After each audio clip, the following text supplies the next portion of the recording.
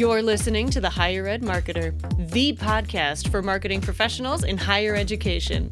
Join us every week as we talk to the industry's greatest minds in student recruitment, donor relations, marketing trends, new technologies, and much more.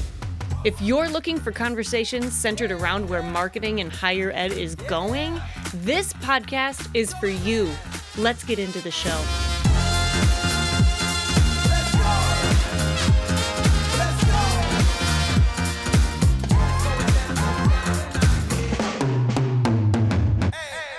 Welcome to another episode of the Higher Ed Marketer Podcast.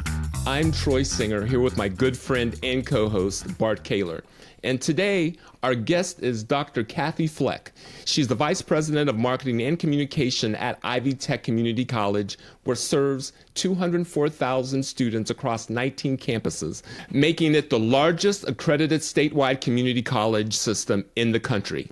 Dr. Fleck brings a unique blend of experience to the table, having led teams in state government, nonprofits, and higher education. She's known for her people-first leadership style and for helping large organizations navigate change while staying true to their mission. Yeah, I really enjoyed the conversation with Kathie today. It's just she's dynamic, she's smart, she's got a lot of really wise things to say. And I love how we talk a lot about just how do you manage a brand across so many diverse different campuses across campus. And so some of you who might be, managing large flagships or large regionals, that's really powerful to hear that. And even if you're not, I think just understanding a little bit about how she's managing that and how you might be able to downscale that for departmental use or other things. And so that was really good. And I think just she's got such a wonderful heart and leadership style that really comes out in some of the examples that she talks about and ways that she engages intentionally with her team, in her leadership, and with some mentorship. So it's a really fun conversation about innovation, about strategy. So a lot of good things today, guys. Everyone can get something from this conversation. And here is our conversation with Dr. Fleck. Kathie, I know you've listened to a couple of our episodes, so you know what's coming here. We always ask our guests to start out with asking them to share something interesting or surprising that they have learned recently. So you are up. Okay. So I learned how incredibly intricate it is to draft a fantasy football team. So I am the daughter of a football coach, and I have always been a big football fan. But this is my first year actually having a team, a fantasy football team. And our family, my niece decided the family was going to have one, and she set us all up. And then I got the app, and I'm like, holy smokes. So I had to do what everybody did. And I went to my friend ChatGPT to help me figure out how to draft a team and then to give me step-by-step instructions on actually how to make the app work so that I looked like I knew what I was doing. It's hard, man. There's a lot there. You are after my own heart, as Bart knows. I'm a big fantasy football player, and on Sunday I have my final 2 drafts in person, so that is wonderful. I look forward to keeping in contact with you. Yes, it might be daunting at first, but you will enjoy it, and next year at this time you will not need ChatGPT. Love hearing that. There you go. Let's hope. We'll see. Oh, it's going to be so hard. But yes, we need to go to the reason why we are asking you to be a guest today. And we're going to start out with building brand consistency across a decentralized system. And would like to set the scene for everyone because a lot of people don't know just how big Ivy Tech is, which serves over 200,000 students across 19 campuses, making it the largest accredited statewide community college system in the country. So what does your role look like inside an organization like that? So thank you, Troy, for having me. I've been in my role for about a year and a half, and this role, the VP of Marketing role, has changed over time. It has been its own position. It has been part of a different division. I came in when it had been broken back out. It had been merged at one point in time with marketing or with enrollment. and admissions. And so I came in at a time when it's been being broken back out. And so largely I have two jobs. One is to maintain and build the brand and protect it at the systems level, so statewide. And it's to support the campuses in their individual marketing efforts. And so those are really, when it boils down to it, those are my two main functions. So 18 months when you stepped into that role, what did you notice right away in terms of the brand experience? Because I've been around Indianapolis for a while. I've been around Indiana most of my life. And so I'm familiar as a consumer seeing it and to seeing how it is. But when you stepped into your role, what are some of the things that you started to notice in terms of that brand experience, not only on the external, but on the internal, and how you what opportunities did you see with that? Well, a couple of things. One, I was also familiar with it on the consumer side. Right. At the time I took this position, I was working in Ohio in state government. And when I told people that I was going to be going to Ivy Tech, everybody knew. Oh, yeah, in Indiana. That's the college in Indiana. And I was a little astounded by that. But if you think about it, if you drive 70 from Ohio through to Illinois, or if you drive from Michigan down to Kentucky, or you will throw a softball at any point along the way and you'll hit an Ivy Tech, you know? Pretty much. And so they were so very familiar with the Ivy Tech logo and the idea that Ivy Tech was in every community or really well dispersed and really integrated into Indiana. So as a consumer, I knew that. On the inside, it really is very different when you have to start understanding each of the 19 campuses, the communities that they're in, the personalities that they have, the programs that they offer, the way they think about their role in the community and their role in the system. It took some time, and I'm still learning, so it took some time to really get a handle on that. So did you see any better alignment opportunities right off the bat, or I'm sure you're still discovering that sometimes too? Yeah, so 19 campuses look at marketing differently, right? Yeah. Some find it to be extraordinarily integral into what they do. Others are still trying to figure out, what does this formal function mean more than just the brand police, right? Making sure that everybody uses the logo with the appropriate space around it, and making sure that they all conform to the brand colors, and what does that mean and what does it do for me? Right. And so one of the things that we have tried to do over the last year is to build assets internally that can be utilized by all the campuses rather than the campuses having to go out and build their own assets. So what that does is, number one, I can spend money and time in building those assets that the campuses therefore don't have to.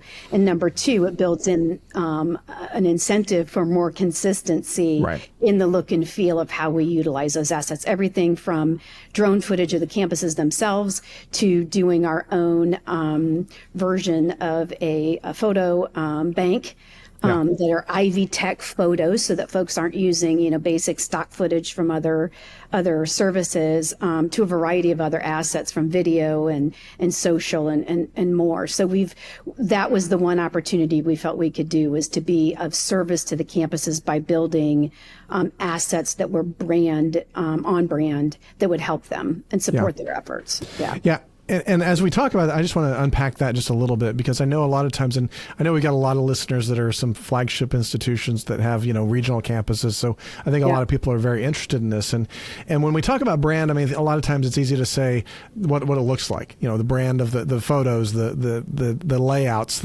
whatever it is. But there's also a sense of messaging. And I know in a state like Indiana, you've got South Bend all the way down to Evansville. Cultures are different. I mean, I've been reading a book about, just the migration of culture, and there's a swath across the top of Indiana that's culturally different than central Indiana, that's culturally different than, down near the Ohio River. So talk to me a little bit about that. I know this was something that's probably a little bit off the track of where we were planning on going, but I'm just curious, are you seeing that, and how do you allow those campuses to kind of craft the message that might fit better into their audience while still maintaining that brand consistency? Yeah, so it's an interesting puzzle box to work in. So what we tend to do is talk audiences. And because our audiences are vast, we are speaking to the traditional student who is taking dual credit classes with us, right, in high school, who intends to finish either the Indiana core or come finish an associate's degree or get a credential and transfer onto a 4-year. All the way over to a student an adult student who's coming back to college for the first time, who may not have felt comfortable in the first place going to college, right, who is trying to figure out what this is going to do for me, but I know I need it in order to, move up in my career, or, those students who were in industries that they never felt like they needed a college credential that now they knew. So we're talking to all kinds of folks. So we tend to talk audiences. And those audiences are people are people, and there are similar themes that, that resonate with those audiences. And so rather than regional, although there is a lot of regional, we could talk more about that. It really is audience and people, and how do we represent ourselves, or how do we build relationships with each one of those constituencies in an authentic way. Yeah. And I love the fact that you use the word relationships, because if anybody has heard this podcast in a while, I kind of keep going back to that level of trust, the level of relationships, the level of emotion, psychographics. People are people. I love the fact that you said that. And they want to feel and be seen and heard. And that doesn't matter if they're Gen Z or Gen Alpha, all the way up to boomers and silent generation. We've got to do things that are going to help them do that. And so when you look back at that first year in your role and you think about those different audiences, the different stakeholders you've had, and is there like a moment or a milestone that stands out that kind of was like, you felt like, okay, I feel like I'm either getting it or they're getting it, or we're getting in a better lockstep with this whole idea of everybody starting to understand the brand. You talked a little bit about, providing those templates and those tools. Those go a long way to build trust, which then builds the relationship. But maybe just kind of reflect on that for a second. So, actually, I'll take my answer in a different direction for you. So one of the things we wanted to do was to understand groups of people better. Mm-hmm. Because we know what we wanted to say to them, right? Yep. We needed to understand better what they needed to hear from us. Mm-hmm. And so we've done some research. And so I've spent time, by way of background, I have academics in my background. I was full-time tenured faculty member. And so, of course, I taught all my students that you don't start answering a question, you ask whether the question is the right one. And exactly. So I better do that myself. And so rather than trying to question our messaging, I wanted to understand who we were trying to talk to better. Good. And so we went and did some research. One of the groups I will tell you that we did research on was actually a continuation or an offshoot of research that the Indiana Commission on Higher Education was doing. And they were trying to understand why traditional students or their parents or young adults were, why the decline in college enrollment. Why was that happening? And they wanted to understand both quantitatively and qualitatively how people understood college, what were their barriers, all of that.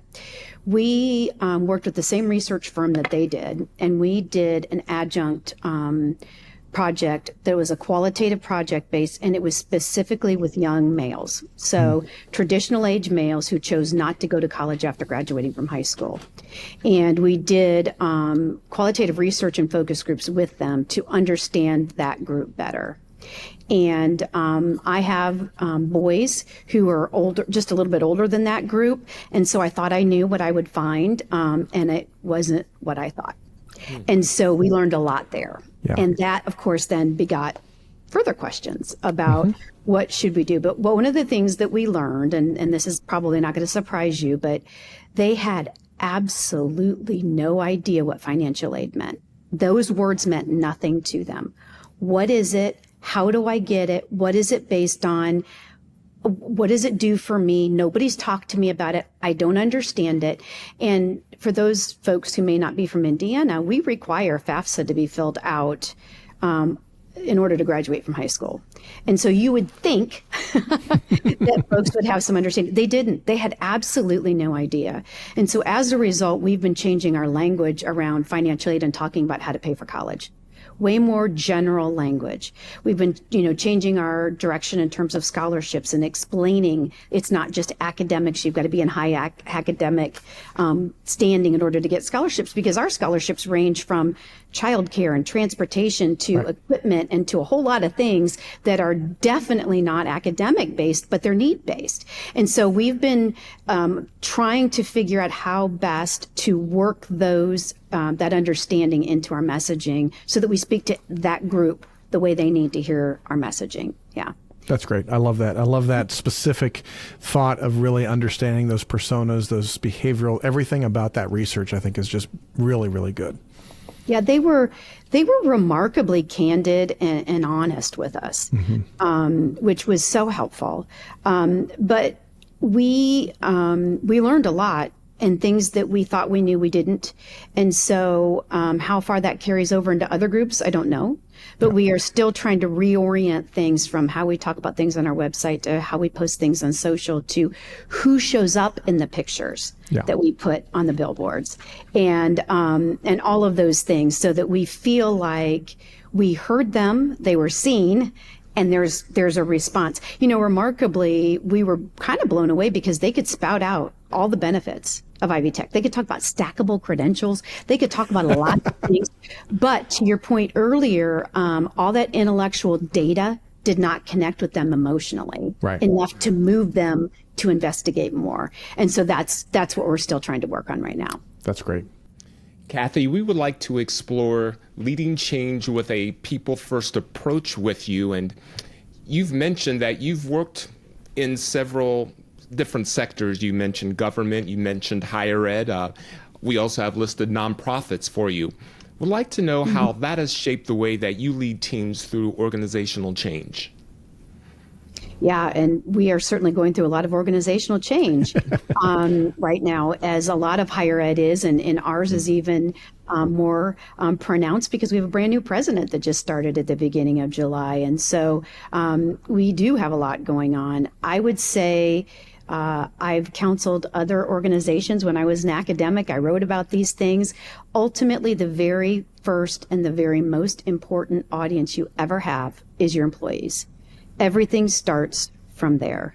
And so it's not just my team, it is the Ivy Tech team. We have lots of stories from alumni who would say, but for Professor A, but for Professor B, I would be nowhere. So it is clear that the product that we bring starts with the employees. And so working to help understand and to amplify all of the amazing people that work in a community college, especially in a system like ours, is important. So I'll give you a real quick, small thing. We have an annual conference with about 200 folks attend, and it's a variety of folks from faculty and administrators across the campus, or across the college. And in that conference, myself and our Associate Vice President for Public Affairs did a session on being a brand ambassador on LinkedIn. And how do you do that? And what does that look like? And what are the best tips and tricks? Because we need folks to understand that what they take for granted that they do every day is actually remarkable. And we need parents and potential students to understand that they teach differently. Right. That education at our place is different than other places. And how is that different? And the fact that we have these intense relationships with big global entities, and how does that work? And how does that play out in just assignments? And so we tried to give a good cross-section to have our folks feel like they too are ambassadors for the institution. And that's sort of where it starts. That's the people first approach. Your people work with your assets because they're the best ones, right? And then everything emanates from there. I love that exercise that you did there at the gathering with the LinkedIn and just helping people understand that. What are some other practical things that you're doing to either help your team or just the team in general at Ivy Tech stay focused and energized through all these different changes? I mean, yes, there's organizational changes that happen, but there's changes in higher ed. There's perception of higher ed. How are you keeping everybody focused and kind of moving forward when there's just so much other stuff going on? So luckily, I have a really good team. I have a small team for the size of institution that we are, but they are mighty and they are enthusiastic. And so they are very well grounded, which I appreciate. Now, directionally, ultimately, a new president will bring a new direction, a new flavor, a new way, but we're still learning that. So in the meantime, we are trying to listen to what he is saying, and we're continuing to work our plan, right? Because we set forth some pretty big goals for ourselves to try to amplify the brand and raise the level of the brand in the minds of a variety of people. And how are we going about doing that? And so we talk every week. We have, this sounds crazy, but we have one day a week that we're all in the office together, and we interact and we bounce ideas. We use every mode of communication we can in between time, and we grab a lot of best practices and we share a lot of that with each other. And so I was on this webinar, here's the handout, here's what I learned, what do you think? Somebody else was on this one, and we're constantly trying to learn and share information and make decisions based on what we're seeing. So I think just the culture of learning and everybody having an equal seat at the table and continuing to keep on keeping on is sort of where we are right now. And then, of course, we'll emerge and we'll grow and change, and that's just the nature of the beast at the community college level. Well, and I think that's the nature of the beast everywhere. I mean, even in my own organization, I had one of my team members mention the other day, I forwarded an Instagram reel that I saw about a particular AI tool. And they were like, man, it's so good that we always get this stuff from you. You find all this stuff. And I think that's the important thing of being intentional is one thing, but also being sharing. I've been in some teams where it's like, the more that you can hoard to yourself, the more valuable you think that you're going to be. And that's just not the way it works. No. And so I think just the idea of being a lot more transparent, a lot more vulnerable, providing things, oversharing, sometimes even with information of learning, I think is so valuable. And I know that one of the things that I've learned about you is just the intentionality that you do with mentorship. And so that kind of goes hand in hand with what we've been talking about in the sense of really investing in that team, the intentionality of having your team come together in person, intentional every week to be able to do face-to-face, to be able to dine together, to do whatever you're doing, to be able to be in that room together. But help me understand how investing in your mentorship, even outside of the office, has been a really big, valuable part of your life. Because I know you do that for women or other people that's really helping you in your leadership. So I'd like to hear how that affects them, but also how it affects you as a leader. Well, so, none of us get here on our own. Right. We are all mentored by somebody. Either we get it in a negative way and we learn what not to do when we grow up, right? Or we're being mentored in a positive way that shapes who we become when we become in the more senior positions. And so I've always told folks that you have an obligation to be being mentored by two people and mentoring two people at any given time in your life. And so I stick to that. And I have mentors, just had lunch with one myself, who speak into me and help me see things from a very different lens. And I am constantly doing that with at least two people and maybe more. But, I don't impose that on folks. I also think mentorship is a choice. And you have to want to be mentored. And it doesn't always have to be this formal thing. No. It just has to be, can I pick your brain today? Yes, of course. One of the exercises I used to tell my students, and I tell my younger staff now is, if there's a job you want in the world, go out, find out who's doing it, reach out to them on LinkedIn, and just ask them for 20 minutes to pick their brain about how they got there. Yep. 95% of the time, people will set aside time to do even a quick mentoring like that, just to be able to say, look, here's how you do it, or here's how I did it, and I'm happy to follow up if you need to. And so encouraging that throughout the institution, and encouraging that, within my team, is important, I think. Yeah. I had one of my team members, one of my youngest ones, I think she's a 24-year-old Gen Z that I've got on the team. And she reached out. She's looking at some other, she does a lot of subcontracting for me. So she's got some other opportunities to do some freelance. And she sent me a note yesterday. She's like, "You're really one of the only mentors I have right now. So I wanted to ask you these questions." I'm like, "Well, I didn't know I was considered a mentor." But I mean, I can see where she would see that because I've been very intentional. And I think that's I like the fact that you said that it's not necessarily a formality of it. It's the position that you make yourself available in. It's the attitude that you have, I think, when you engage with other people. Well, and importantly, when it comes to my team, I ask them to mentor me. I mean, let's just be real. I am closer to Boomerville than I am to Gen Alpha. And so I have to regularly say to some of my younger staff members, I don't know what these words mean. Okay, I don't know what they mean. This is what does, talk to me about what this is. Tell me what 6'7" means. I have no clue. Okay, like any number of things. And tell me from your standpoint, is our social media feeds hitting this, or this? Yeah. Because I'm telling you, I think we need this because I know what I think. You tell me, and they're very good at saying, yes, this will work, but that ain't gonna work. We need to do, I'm like, okay, well, don't, you need to help me understand. Right, exactly. Because I need to do it. And so, giving them the opportunity to teach me things all the time. And it's not like, I really do want them to teach me the things. And so they do, and they step up, and that's a privilege for me. So that's awesome. Very good. Yeah. That's a great transition to marketing strategy and innovation, which we also wanted to ask you about. With a large and varied student population, how are you thinking about segmentation and personalization, and how do you avoid this one-size-fits-all, which I think higher ed can be guilty of a lot of the time? Yeah, we don't have that luxury, in part because, and this is going to sound weird, but in part because we are trying to serve everybody, everywhere, with everything, which is extraordinarily difficult in marketing. It would be much easier if I could do one size fits all, but I can't. We have such diverse people and stakeholders that we're talking to.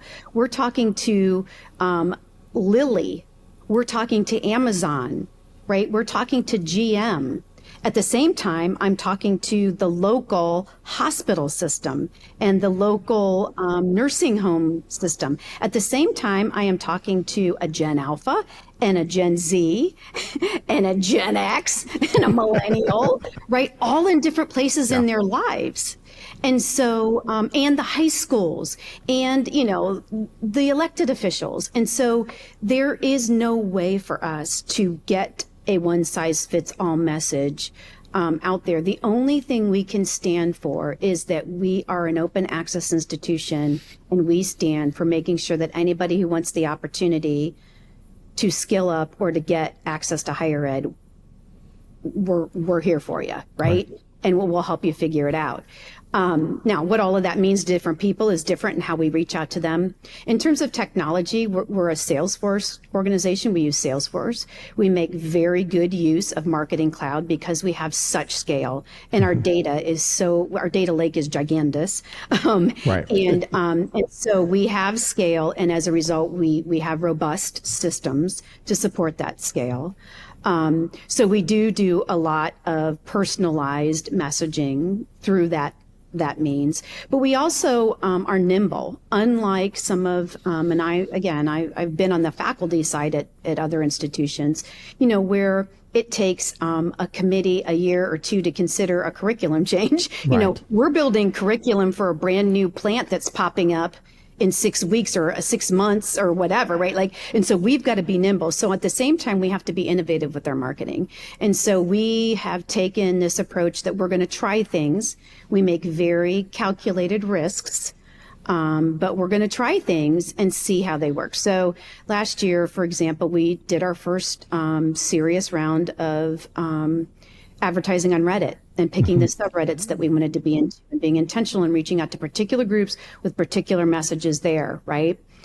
Because as you know, Reddit is not someplace I can just splash a general message on and get any traction from anyway. And so we've made use of a lot of the new innovation in some of the Google platforms, and we're continuing to understand what AI can do for us. We were in cinema advertising for the first time this summer to test that out. We're looking at gaming. And so we have to make our dollars stretch very far, which means we have to segment very well to understand what works and what doesn't. And we work with a marketing partner that does that very well for us. We try things, and if they're not working, we move money quickly and we move it into the things we do know that's working for us. But of course, there's always going to be the standards. I'm in the same place as other people are in. But back to the sort of everybody knows what Ivy Tech is, I don't have to spend as much money as others might on awareness tactics. Sure. Everybody knows an Ivy Tech exists. They might not know what Ivy Tech does or why they should be there, and that's a segmentation, targeted ad, right? But I don't need to spend time teaching them that Ivy Tech exists. Yeah. So that is a blessing in my world, yeah. Yeah, I like what you said about that too, and just the idea of being able to, sometimes I use the word fail forward. I'd rather go ahead and take a step and realize that was the wrong step and come back and reassess. That's one of the challenges that I have noticed. I've been in higher ed now, exclusively for 15 years, but throughout my career, I have been a part of higher ed in addition to corporate and nonprofit. That's one thing I will say about higher ed is that it's a little bit slower to risk and slower to making those decisions. You kind of talked about the curriculum change in the committees and things, and that is so true. And it often creeps its way into higher ed marketing as well. Mm-hmm. But with your background in some of those other places, from coming from government, from coming from some of the teaching from nonprofit, things like that, tell me about what are different that you see in those other sectors that you're like, what, I can pick up this that I learned in government and apply it as something that would be a good thing that higher ed ought to be doing a little bit more of, and whether that's the relationships, whether that's the some of the other things that come in government. Talk a little bit about that. Is there something that you've kind of picked up that you were able to apply into your current role in higher ed that you're like, I'm glad that I understood that from my former lives? Yeah, so this is going to sound weird because it's not what normally people would think, but government, because it's a monopoly in a lot of places, it can experiment with things, especially on the marketing and communication side. And because I've worked most recently in government organizations where people wouldn't expect it to be very interesting, like ODOT, the Department of Transportation, or the Public Utilities Commission, people try all kinds of innovative things in order to help educate and let the public know what we do and what we do best. And so I've taken worked with some really good marketing and public relations communications professionals there who really tried lots of stuff, and they taught me, not to be afraid. They sort of taught me how to do it appropriately. Yeah. To take a risk, but a calculated risk, not just to do risky things, right? And I learned a lot of things that I was able to bring and sort of informs how how we talk about things and the risks we're willing to take. That's exciting. And you talked a little bit about some of those innovations that you all are doing. And I know AI was one that you mentioned, and that's, if anybody who knows me knows, that's the one that I'm leaning into and learning at a lot about. So what are other trends or opportunities that you are seeing that are kind of bubbling up, either because of AI or because of other things that you're like, hey, I'm really excited about this trend that I'm starting to see, that you could kind of talk about for a moment here as we close? So, we obviously use AI throughout our support. So as a support function, I guess I should say.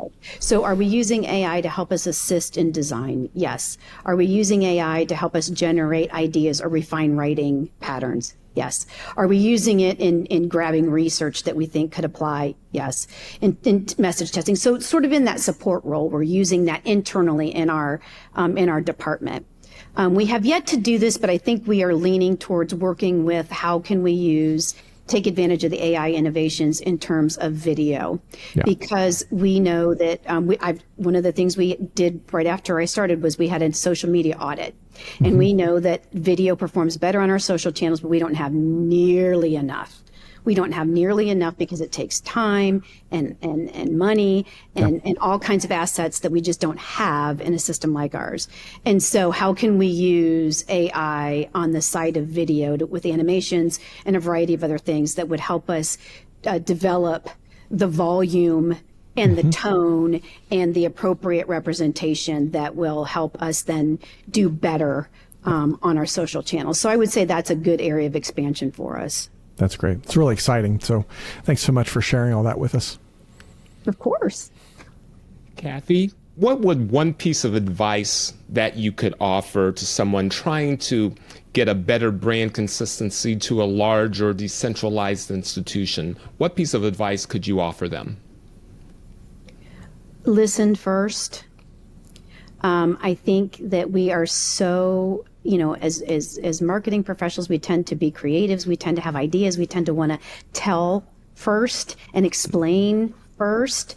But I think that if we listen first to the people inside the organization, to the people outside the organization, and of course, most importantly, our potential students and their families, if we listen first, we do a much better job. We really do. And it takes time. And I understand that that's not always easy. But that is, I think, the most important thing I've learned is you have to listen first. I love that. That's great. Yes, thank you. Dr. Kathie Fleck, Vice President of Marketing and Communication for Ivy Tech Community College.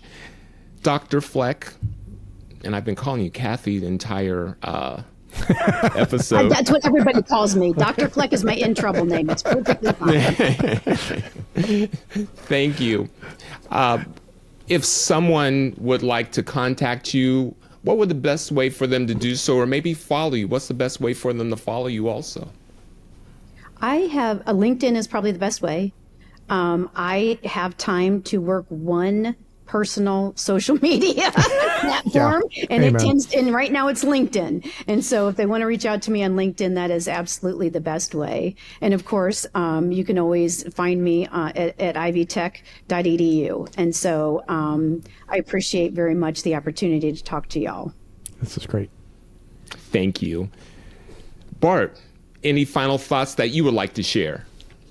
Yeah, I really appreciate Kathie being on the show today. I think it's been a really great conversation to kind of understand a little bit of how do you kind of corral a very large organization that has a lot of independent decision makers out there. I really appreciated some of the ideas of just the very practical things of, shared libraries with templates, or shared libraries with different things, being able to have those assets that people can feel like they own, but are still guardrails that kind of keep you in there and there are ways that you can do that with everything from Adobe Express to InDesign templates to Canva. There's a ton of ways to do it, and I'm happy to talk to you more about that. But I really appreciated that. And I also appreciated just this idea of really innovation, of really thinking strategically. And I liked the comment about, being calculated risks, but not doing things just because they're risk.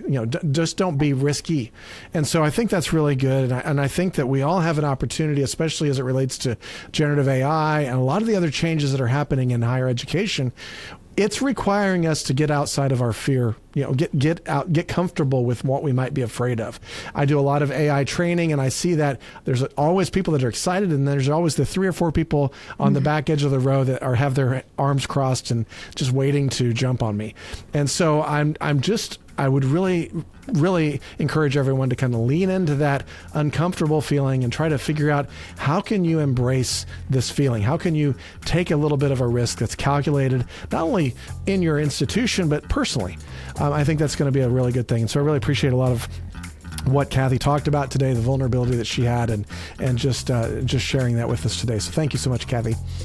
Thank you, Bart. And to our audience, thank you for joining us on another episode of The Higher Ed Marketer. If you found this conversation helpful, please make sure to share with a colleague and also follow us on LinkedIn at The Higher Ed Marketer. The podcast is brought to you by Kaler Solutions, your trusted partner in higher ed branding, enrollment strategy, and mission fit marketing. See you next time for another great conversation. The Higher Ed Marketer podcast is proud to be a part of the Higher Ed Marketer Podcast Network. Discover even more conversations, resources, and tools to help you grow your institution at thehigheredmarketer.com, your go-to community for all things higher ed marketing and leadership.